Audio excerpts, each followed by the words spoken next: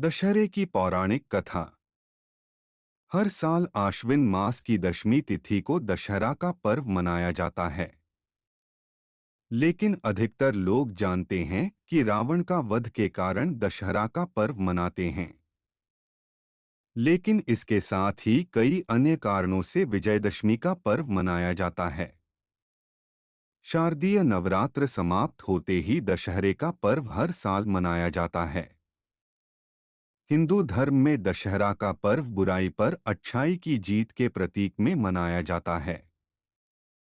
माना जाता है कि इस दिन भगवान राम ने लंकापति रावण का वध किया था। इसी कारण हर साल इस दिन को मनाते हैं। पंचांग के अनुसार आश्विन मास के शुक्ल पक्ष की दशमी तिथि को इस पर्व को मनाया जाता है। इस दिन रामलीला होने के साथ रावण के पुतले जलाने का विधान है।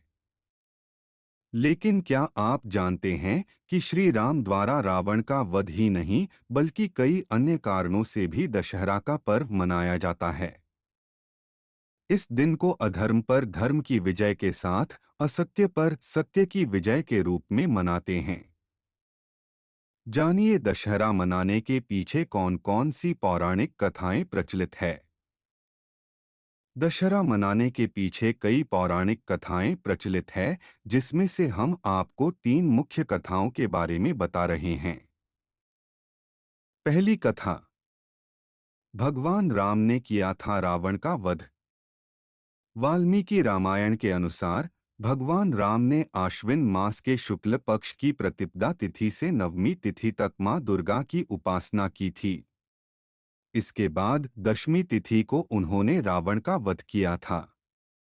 इसी कारण हर साल विजयदशमी के पर्व को मनाया जाता है। दूसरी कथा। मां दुर्गा ने किया महिषासुर का वध। दूसरी पौराणिक कथा के अनुसार महिषासुर और मां दुर्गा के बीच पूरे 9 दिनों तक युद्ध चला था और 10वें दिन उन्होंने महिषासुर का वध कर दिया था। इसी कारण आश्विन मास की दशमी तिथि को विजय के रूप में विजयदशमी मनाते हैं। मां दुर्गा द्वारा असत्य पर सत्य की विजय के रूप में इसे मनाते हैं। तीसरी कथा।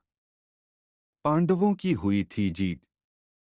एक पौराणिक कथा के अनुसार कहा जाता है कि इस दिन पांडवों को वनवास हुए थे और इसी दिन वनवास समाप्त होते ही शक्ति पूजा के साथ शमी के पेड़ में रखे शस्त्र पुनः निकाले थे और कौरवों पर आक्रमण करके विजय प्राप्त की थी।